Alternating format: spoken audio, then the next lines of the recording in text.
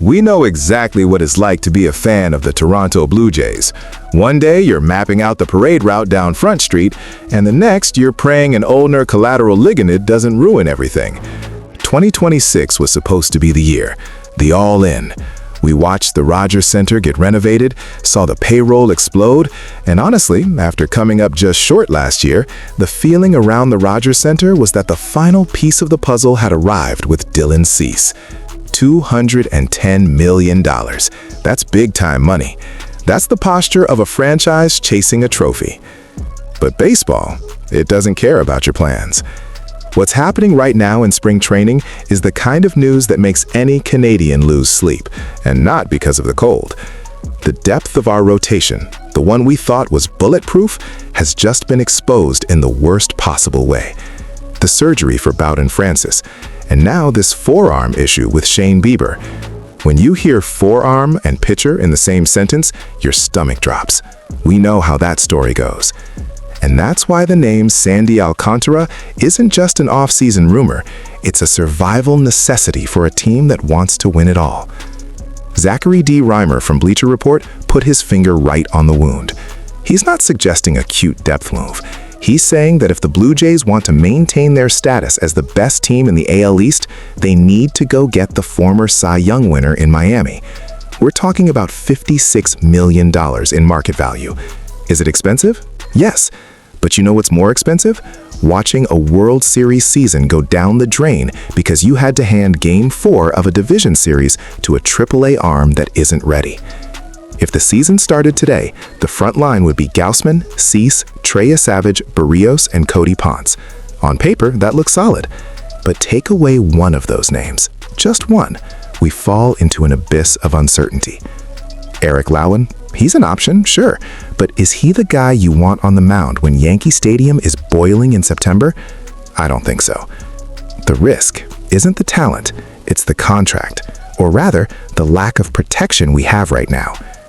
But hold on, because there's a detail here that changes everything, and a lot of people are ignoring it because of last year's raw numbers. If you look at Alcantara's 5.36 ERA in 2025, it's scary. It looks like decline, right? Wrong. Dig a little deeper, and you'll see that after the All-Star break, he turned into a machine. 13 starts with a 3.33 ERA. He rediscovered his command. He went back to being the workhorse the Marlins relied on. And this is where the Jays front office has to act. The Marlins are signaling they want out from the contract. They want payroll flexibility. Alcantara will cost $17.3 million this year, with a $21 million club option for 2027. That's not a 3-month rental for a playoff push. That's securing an ace, or at worst, a luxury 1B for 2 full seasons. Imagine October with Gausman, Cease, and Alcantara lined up. Good luck to any MLB lineup trying to face that back-to-back-to-back. That's the kind of move that turns a very good team into a legendary one. We know Rogers Communications isn't afraid to open the checkbook. They proved that with Cease. The issue has never really been money. It's been the courage to move prospects to make sure the present isn't wasted. But what if the problem isn't just a lack of arms? What if it's our obsession with big names while the foundation cracks? We have to be honest here, fan to fan. We love Barrios, but he has his roller coaster stretches. Ponce got $30 million, but he still has to prove he can handle Toronto's pressure. Savage is the future, but he's a kid. If Bieber's arm doesn't respond, we're relying on miracle medicals.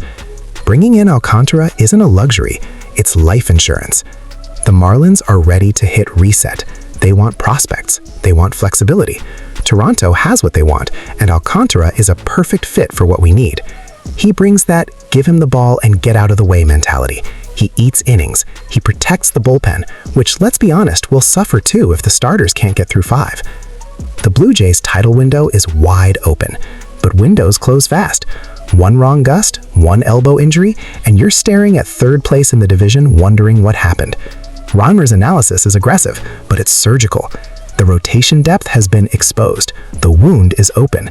You can slap a bandage on it with Eric Lauer and hope for the best, or you can perform elite surgery and bring a Cy Young winner north of the border.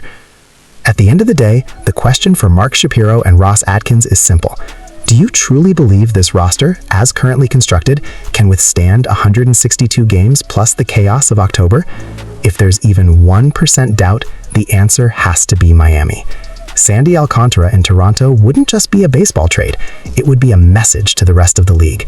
The Toronto Blue Jays aren't here to compete, they're here to take what's theirs. We've waited long enough since '93. If the price of a World Series is $56 million and a few prospects for a proven winner, I don't see a reason to hesitate. It's time to stop staring at the injury list and start attacking the market with the aggression Toronto deserves. What do you think? Does the risk of Alcantara outweigh the security of having a third ace in the rotation? Or should we trust that Bieber and Francis return in time to save the season? Would you move more prospects now to lock in 2026 and 2027? The debate is open.